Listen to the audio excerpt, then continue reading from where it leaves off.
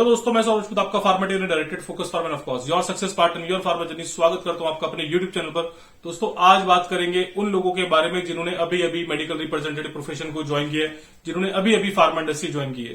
तो आज मैं आपको ना इस वीडियो के थ्रू बताने वाला हूं कि जब आप मेडिकल रिप्रेजेंटेटिव बनकर फील्ड में जाएंगे तो आपने किन चीजों से बचना है या किन चीजों का आपने बहुत ज्यादा ध्यान रखना है। देखिए दोस्तों, लाइफ में ना हम सब लोगों को हर कोई यही सिखाता है कि लाइफ में हमें करना क्या है, बट जितना इंपॉर्टेंट हमारे लिए लाइफ में क्या करना है ये जानना जरूरी है, उतना ही इंपॉर्टेंट हमारे लिए हो जाता है ये जानना कि हमें किन चीजों से बचना है और क्या नहीं करना है। तो ये जो पर्टिकुलरली वीडियो है दोस्तों मैंने आज बनाया ना, ये सिर्फ इसलिए बातों को ध्यान में रखते बनाया है कि मेडिकल रिप्रेजेंटेटिव प्रोफेशन में जब आप फील्ड में जाओगे एज ए फ्रेशर, तो आपको बहुत तरह का एनवायरमेंट देखने को मिलेगा, बहुत तरह की चीजों को देखने को मिलेगी। बट शुरुआत में क्या होता है, शुरुआत में ना हम लोगों को कोई ऐसा गाइड करने वाला नहीं होता, मेंटर नहीं होता हम लोगों के पास। तो इस वीडियो के थ्रू मैं आपको आज बताने वाला हूं कि आपको फील्ड में किस तरह के लोग मिलने वाले हैं और आपको किन चीजों से बचना है अगर आपको अपना एक सक्सेसफुल करियर बनाना है मेडिकल रिप्रेजेंटेटिव प्रोफेशन में। बट अगेन दोस्तों, बिफोर स्टार्टिंग दिस वीडियो, आप सब लोगों से मेरी रिक्वेस्ट है कि जो भी इस चैनल को पहली बार देख रहे हैं, प्लीज सबसे पहले चैनल को सब्सक्राइब करें, लाइक करें, मैक्सिमम लोगों तक शेयर करें, ताकि इस चैनल के थ्रू जो भी हम इन्फॉर्मेटिव और यूजफुल वीडियो आपके फार्मा करियर के लिए लेके आते हैं, मैं चाहता हूं सबसे पहले आप तक पहुंचे। तो सबसे पहले अगर यार मैं पॉइंट की बात करूं, जिस चीज से आपको बचना है वो बचना है अपने फेलो मेडिकल रिप्रेजेंटेटिव से जो बिल्कुल भी काम नहीं करते। यानी अगर मैं इसको वन पॉइंट बताऊं तो selection of your friends in medical representative field, कि आपने किस तरह के मेडिकल रिप्रेजेंटेटिव से दोस्ती रखनी है और किन तरह के मेडिकल रिप्रेजेंटेटिव से आपको बचना है। देखिए दोस्तों, अगर आप जब फील्ड में जाएंगे ना तो आपको काफी सारे मेडिकल रिप्रेजेंटेटिव ऐसे मिलेंगे जो इस प्रोफेशन के बारे में ना हमेशा आपको गलत बात बताएंगे, आपको उल्टी सीधी बात बताएंगे। ठीक है, वो क्या होंगे मेडिकल रिप्रेजेंटेटिव, वो अपने घर से निकलते होंगे और पूरे दिन क्या होता है, उन्होंने अपना एक अड्डा बनाया होता है, वो पूरा दिन वहीं पे अपना टाइम पास करते हैं। वो अपना टाइम पास ऐसे क्यों करते हैं? क्योंकि उन्होंने अपनी कंपनी में ना देनी है एडजस्टमेंट। अभी एडजस्टमेंट क्या होता है इसके लिए मैंने डिटेल में वीडियो बनाया हुआ है, आप मेरा वो वीडियो जरूर चेकआउट कर सकते हैं। क्योंकि उनको अपना टारगेट पूरा करने के लिए अपनी जेब से देना है पैसा। तो उनके दिमाग में ना एक साइकोलॉजिकल थॉट बैठ गया है कि यदि मैं अपना टारगेट पूरा करने के लिए पैसा ही देना है तो मैं फील्ड वर्किंग क्यों करूं। और वो पूरा दिन ना किसी भी हॉस्पिटल में जाके या किसी भी उनका एक अड्डा होता है, पार्क होता है, वो वहां पे जाके ना पूरे दिन बाइक पे बैठे रहते हैं, रिलैक्स करते रहते हैं। या कुछ मेडिकल रिप्रेजेंटेटिव ऐसे होते हैं जो अपने घर से ही नहीं निकलते और वो जब आपको कभी भूले भटके अगर फील्ड में निकल जाए तो वो आपको यही बताएंगे यार इस फील्ड में काम करने की जरूरत नहीं है, ज्यादा टेंशन मत लो, ज्यादा लोड मत लो, आप अपने घर पे बैठो। या वो आपको कहेंगे कि आजा भाई तू कहां वर्किंग पे जा रहा है, तू यहां बैठ मेरे साथ। तो दोस्तों, इस तरह के लोगों से ना अगर आपको इस तरह के लोग मार्केट में टकराए ना तो प्लीज यार उनसे साइड से होके निकल लो, उनसे बच के रहना। ऐसे मेडिकल रिप्रेजेंटेटिव से दोस्ती तो मैं क्या कहूंगा, बल्कि उनसे बहुत ज्यादा डिस्टेंस आपको बना के रखना है अगर आपको अपना एक successful career medical representative profession में बनाना है। और दूसरा अगर मैं पॉइंट की बात करूं तो वो है फर्लो और बंक। देखिए दोस्तों, काफी मेडिकल रिप्रेजेंटेटिव की आदत होती है और जैसे कि मैंने बताया, अगर आपने अपना दोस्ती इस तरह के लोगों के साथ कर ली जो खुद तो काम करते नहीं हो तो वो आपको भी काम नहीं करने देंगे। यदि आपने इस तरह के लोगों से दोस्ती कर ली तो आप अब क्या करोगे, आप उनके साथ बैठना शुरू करोगे, उनके साथ टाइम पास करना शुरू करोगे। तो फर्लो मतलब क्या होता है कि आप लोग अपने घर से तो निकल गए, है ना, अपने घर से निकल गए, आप फील्ड में पहुंचे, लेकिन आप डॉक्टर के चैम्बर तक नहीं पहुंचे। आपका जो वर्किंग प्लान था, आपने वो वर्किंग प्लान पे काम ही नहीं किया। या बहुत से मेडिकल रिप्रेजेंटेटिव होते हैं कि जो अपने रिपोर्टिंग तो भेज देते हैं कि हम लोग आज फील्ड में जा रहे हैं, प्लानिंग तो भेज देते हैं, लेकिन वो अपने घर पे ही रहते हैं।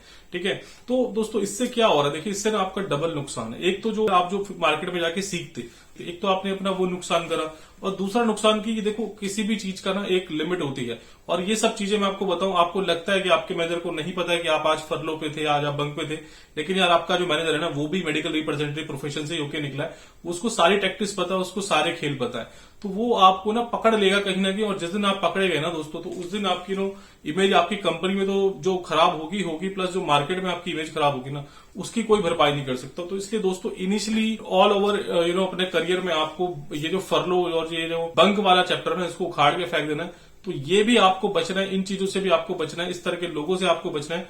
और पर्टिकुलरली ये जो बंक और फर्लो वाला सिस्टम है ना, ये खत्म करना है। हम ह्यूमन है, हमें भी यार कई बार ऐसा होता है कि हम लोगों को काम करने का मन नहीं होता। मैं आपको अपना अगर इंसिडेंट शेयर करूँ, जब मैं मेडिकल रिप्रेजेंटेटिव था ना दोस्तों, तो होता है कई बार आपका काम करने का मन नहीं होता, कई बार आपको दोस्तों के साथ जाना है, आपको हो सकता है कुछ अर्जेंसी काम हो, है ना। तो मैं तो हमेशा अपने एबीएम को, जो जिनको मेरा रिपोर्टिंग मैनेजर था, मैं उनको बता देता था कि सर आज मुझे थोड़ा सा जल्दी जाना हो सकता है, या आज सर मैं थोड़ा सा लेट फील्ड में आऊंगा। लेकिन इन एंटायर माई करियर यार, मैं आपको सच बता रहा हूं दोस्तों, मैंने कभी आज तक ना बंक या फॉलो नहीं मारी। मैं जब भी अगर फील्ड से थोड़ा जल्दी निकला हूं या थोड़ा लेट पहुंचा हूं या कई बार मैं नहीं पहुंच पाया हूं, तो हमेशा मैंने अपने बॉस को इन्फॉर्म किया, उसको कॉन्फिडेंस में रख के चीजें करी। और मेरी एक बहुत अच्छी आदत थी जो मैं आप लोगों को भी देना चाहता हूं कि आपको अपना काम पूरा रखना है। ये ना हो कि आप अपने काम पे कभी कॉम्प्रोमाइज मत करो, क्योंकि अगर आप देखो अपनी वर्किंग पे कॉम्प्रोमाइज करोगे ना, अपने काम पे कॉम्प्रोमाइज करोगे तो और कल के दिन को आपको अगर अपने बॉस से इस तरह की परमिशन चाहिए होगी तो आपका बॉस भी आपको कभी परमिशन नहीं देगा। आपका बॉस भी आपको तभी परमिशन देगा जब आप खुद काम करने में इतने इफेक्टिव होंगे कि आप जो आपने अगर आज काम कुछ छोड़ा है तो आप उसको कल पूरा कर सको। तो दूसरा पॉइंट जैसे मैं था इनिशियली एज आपको फरलो और ये जो बंक वाला चैप्टर ना, इससे बचना है। तीसरा अगर मैं पॉइंट की बात करूं तो वो है फेक रिपोर्टिंग। फेक रिपोर्टिंग और फॉलो समथिंग कहीं ना कहीं कोरिलेट करते हैं कि अगर आप फील्ड में नहीं गए है ना, आपने बंक करी, फॉलो करी, उसके बाद भी आप to get the expense to get the D आप कंपनी में रिपोर्ट भेज रहे हो, तो that is called your false reporting. और फॉल्स रिपोर्टिंग दूसरी तरह की क्या होती है कि आप फील्ड में गए, आज आपको 12-15 डॉक्टरों से मिलना था, बट आपने मिले शायद 4 या 5 डॉक्टर, लेकिन आपने क्या करा, जो रिमेनिंग के डॉक्टर्स थे उनका भी नाम आपने चढ़ा के अपनी कंपनी में एज अ डीसीआर भेज दिया। तो देखिए दोस्तों, ये इसको हम बोलते हैं फॉल्स रिपोर्टिंग, कि आपने कोई डॉक्टर का गलत नाम चढ़ा के भेज दिया, आपने किसी केमिस्ट का गलत नाम चढ़ा के भेज दिया, आपने कुछ ऑर्डर आपके पास इस तरह के नहीं, आपने वो भी कंपनी में एग्जीक्यूट करा दिए। तो इस तरह की यार फॉल्स रिपोर्टिंग से आपको बचना। देखिए इनका ना कि एक तरह से आप डेड एंड है जिसपे आप चल रहे हो, इस पे कोई यू टर्न नहीं होता। अगर कंपनी को जितनी चीजें पता चलती है ना, तो कंपनी आज के टाइम में बिल्कुल बियर नहीं करती दोस्तों। तो एज अगर फ्रेशर मेडिकल रिप्रेजेंटेटिव आप अगर इंडस्ट्री ज्वाइन कर रहे हो, तो फॉल्स रिपोर्टिंग एक ऐसी चीज है जिससे आपको बचना है अगर आपको एक सक्सेसफुल करियर बनाना है। चौथे अगर मैं पॉइंट की बात करूं तो डोंट जंप टू फास्ट। आपको बचना चाहिए जल्दी जल्दी कंपनी चेंज करने से। देखिए दोस्तों, ये मैंने ना पर्टिकुलरली फ्रेशर में काफी लोगों में एक चीज देखी है कि फ्रेशर मेडिकल रिप्रेजेंटेटिव को मौका मिलता है किसी कंपनी में काम करने का। वो कंपनी में आता है, 3 महीने 4 महीने काम करेगा, और उसके बाद जब उसको थोड़ा सा अगर कंपनी वालों ने मतलब थोड़ा सा सेल्स का प्रेशर देना शुरू किया, या उसको लगेगा कि मुझे कहीं 2-3 हजार रुपए बढ़ के मिल रहे हैं, वो यार फ्रेशर मेडिकल रिप्रेजेंटेटिव ना 1 सेकंड नहीं लगाता सोचने में, वो 2-3 हजार रुपए के लिए ना कंपनी तुरंत स्विच कर देता है। देखिए दोस्तों, अगर इनिशियली करियर में अगर आप इस तरह की अपने करियर में गलती करेंगे ना, तो इसका नुकसान ना आपको लॉन्ग टर्म बहुत ज्यादा होने वाला है। तो प्लीज यार प्लीज, जितने मेरे फ्रेशर मेडिकल रिप्रेजेंटेटिव हैं, इस पॉइंट को जरूर ध्यान दें कि आपको यार किसी भी कंपनी ने अगर एज ए फ्रेशर मौका दिया है, आपके ऊपर भरोसा जताया है, तो आप उसके भरोसे को तोड़े नहीं।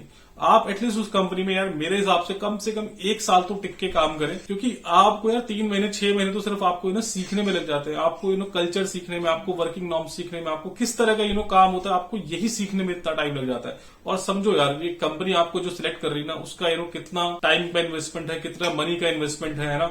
वो लोग आपको पूरा ट्रेन करते हैं, और जब बारी आती है उनका कुछ रिजल्ट एक्सपेक्ट करने की आपसे, आप कर जाते हो स्विच। इससे क्या होता है ना, इससे ओवरऑल मार्केट में एक मैसेज जाता है कंपनियों में कि यार फ्रेशर मेडिकल रिप्रेजेंटेटिव को नहीं लेना, क्योंकि उनके दिमाग में एक बात बैठ जाती है कि अगर मैंने इनको मौका दिया तो ये 3-4 महीने बाद कंपनी स्विच कर जाएंगे।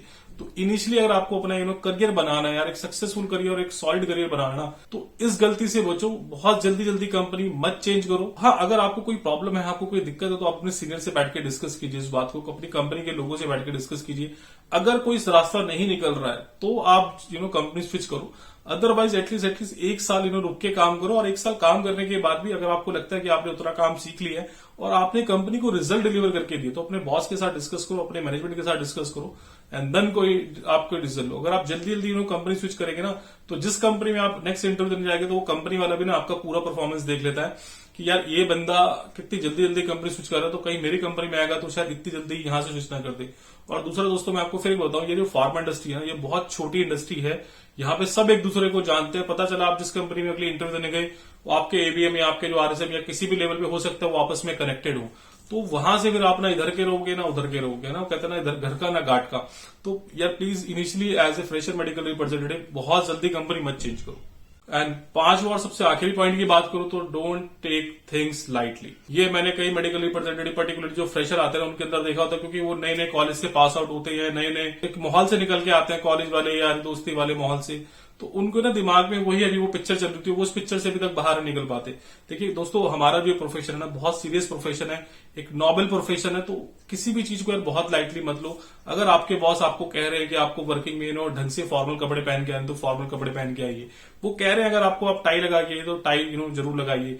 वो आपको हो सकता है डिटेलिंग पे के लिए इम्फेसिस करे कि इनिशियली आपको डिटेलिंग याद करनी है। देखिए जो लोग साइंस बैकग्राउंड से है ना, तो वो लोग तो शायद उनके लिए थोड़ा इजी हो जाता है डिटेलिंग करना, बट जो लोग नॉन साइंस बैकग्राउंड से या other than the science background है, उन लोगों के लिए शुरुआत में थोड़ी दिक्कत हो सकती है। बट आपको दोस्तों मेहनत करते रहना है, लगातार लगे रहना है ना। आपको किसी भी चीज को ना किसी भी एंड पे अपना लूज पॉइंट नहीं छोड़ना, चाहे वो आपकी फील्ड वर्किंग हो, आपका फील्ड में पहुंचने का टाइम हो, चाहे आपकी इवनिंग कॉल हो, नाइट्स कॉल हो, आपकी कॉल एवरेज हो, आपका डीसीआर हो, आपका एक्सपेंस हो, आपकी प्लानिंग हो, जो भी कंपनी से आपको चीजें मांगी जा रही हैं आपको वो टाइमली डिलीवर करनी है और हो सके तो बिफोर टाइम डिलीवर करनी है। तो इनिशियली यार मतलब अगर आपको काम सीखना है और आपको आगे बढ़ना है तो आपको किसी भी चीज को ना बहुत सीरियसली लेना पड़ेगा। ये जो होता है ना एटीट्यूड की चलो देख लेंगे या कर लेंगे, वो वाले एटीट्यूड से आपको इनिशियली तो बचना है दोस्तों। और आप भी यार मेरी बात को अच्छा समझ सकते हैं कि यदि आपकी कंपनी में अगर आप सिंसियरिटी दिखाएंगे, अगर आप थोड़ा सा जज्बा दिखाएंगे उन्हें काम करने के लिए, तो देखना आपके जो सीनियर होंगे ना, जो आपके मैनेजर होंगे, वो भी आपके साथ काम करना पसंद करेंगे। और हमेशा दोस्तों मैं एक बात बोलता हूँ, काम उसे ही सिखाया जाता है जो काम सीखने के लिए तैयार हो। तो यदि आप लोग काम सीखने के लिए तैयार हो, यदि आप आगे बढ़ने के लिए तैयार हो, तो आपके बॉस भी आपको काम सिखाएंगे, आपकी कंपनी वाले भी आपको काम सिखाएंगे। तो पांचवा और जो आखिरी पॉइंट जो मेरे हिसाब से एक फ्रेशर मेडिकल रिप्रेजेंटेटिव को बचना चाहिए, वो यही है कि किसी भी चीज को लाइटली ना ले, हर चीज को थोड़ा सीरियसली ले। तो दोस्तों कोशिश करिए मैंने इस छोटे से वीडियो में आपको बताने की, अगर यदि आपकी नई नई अभी जॉब लगी है तो किन किन चीजों से आपको बचना है as a fresher medical representative. अगर इन चीजों से आप बच के रहेंगे तो ऑब्वियसली बात है आपका जो माइंड है, आपका जो फोकस है वो काम करने की तरफ लगा रहेगा। और यदि आपका माइंड और फोकस काम करने की तरफ लगा रहेगा तो आप बहुत छोटे से टाइम में इस इंडस्ट्री में काफी ग्रोथ कर सकते हैं। तो bye this line I am just closing this video and thank you for watching this video. All the very best.